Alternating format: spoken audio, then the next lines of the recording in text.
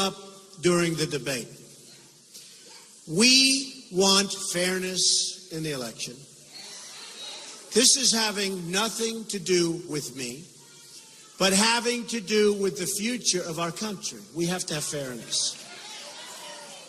John Podesta, Hillary Clinton's campaign chairman, was quoted in WikiLeaks as saying, illegal immigrants could vote as long as they have their driver's license.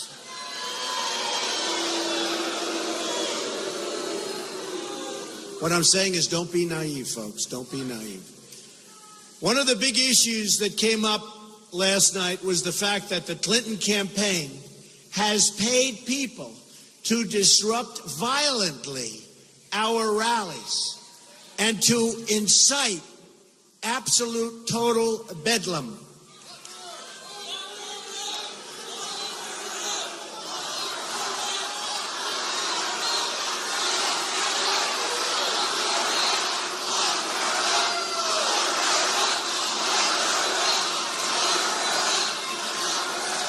It's so bad, so bad. And you know, I've had occasions where we had rallies and it was so incredibly violent. I said, what's going on over here? These were paid people by the Clinton campaign, and it just came out. And I give a lot of credit to the people that brought this out, believe me. This is criminal behavior that violates centuries of tradition of peaceful democratic elections.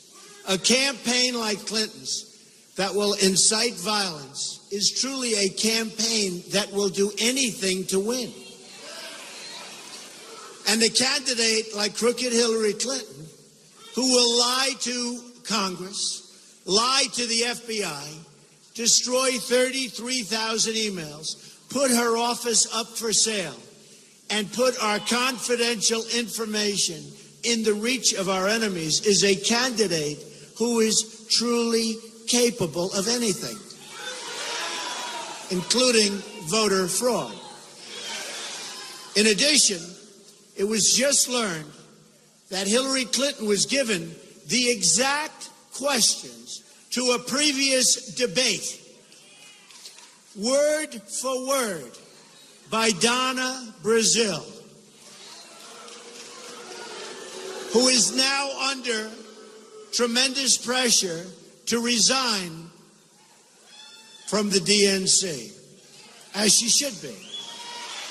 She should resign. How can a woman do that? That is cheating at the highest level.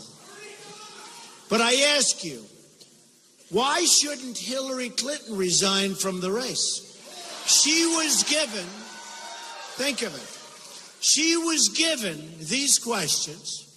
She used these questions, studied the questions, got the perfect answer for the questions, and never said that she did something that was totally wrong and inappropriate. Hence the name Crooked Hillary.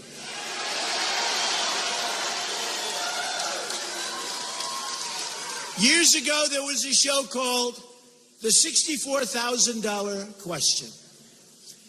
A contestant got the questions in advance, and his life was ruined. They found out about it. Remember? Anybody remember his name? Come on. Van Doren. Very good. You look younger than that. Charles Van Doren. Charles Van Doren was his name. He got the questions, and his life was ruined.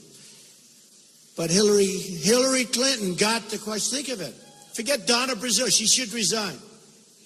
She looked like such a fool last night on television, trying to say, well, she didn't know what was going on. She had no idea. She said, get me out of here. She got the questions. She got the questions. She gave them to Hillary Clinton. Hillary Clinton didn't say, I'd like to announce that a mistake was made and I can't take these questions. I mean, look, how many questions are there, right? Can you imagine if I got the questions? They would call for the reestablishment of the electric chair. Do you agree with it? Right? She got the questions and she didn't report it. She went out there knowing the questions, She didn't report it. That is very dishonest. She's a very dishonest person. This is even bigger because we are going for the presidency of the United States. So this is very important. Hillary Clinton is the most corrupt and dishonest person ever to seek the office of the presidency. So it's in that context that I was asked a question about whether I would agree in advance to concede the results on election night if for some reason we should lose, which we're not going to lose.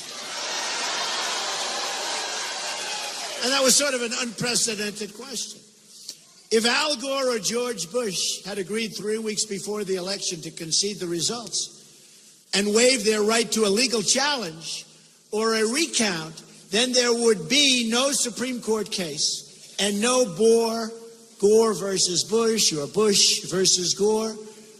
And there have been numerous other cases. In effect, I'm being asked to waive centuries of legal precedent designed to protect the voters. But listen to this. According to Pew, highly respected, there are 24 million voter registrations in the United States that are either invalid or significantly inaccurate. Okay. I think the people in this room understand it more than our leaders. Although maybe our leaders understand more than we think they understand. Listen to this. 1.8 million people are dead, but they're registered to vote. Some of whom vote even though they're dead, which is really a hard thing to do. But it's easy if fraud is involved, right? So you got 1.8 million people who are dead who are registered to vote, and some of them vote.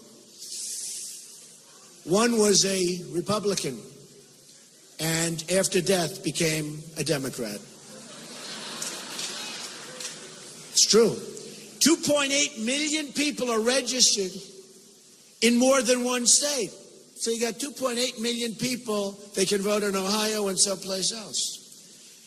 And 14% of non-citizens are registered to vote. And then I hear we have such a beautiful, everything's so wonderful. You understand where I'm coming from, I think, right?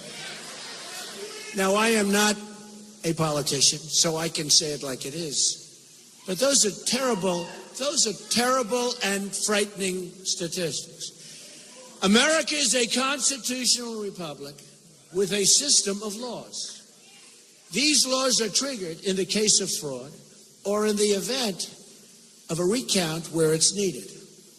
Of course, I would accept a clear election result, but I would also reserve my right to contest or file a legal challenge in the case of a questionable result. Right?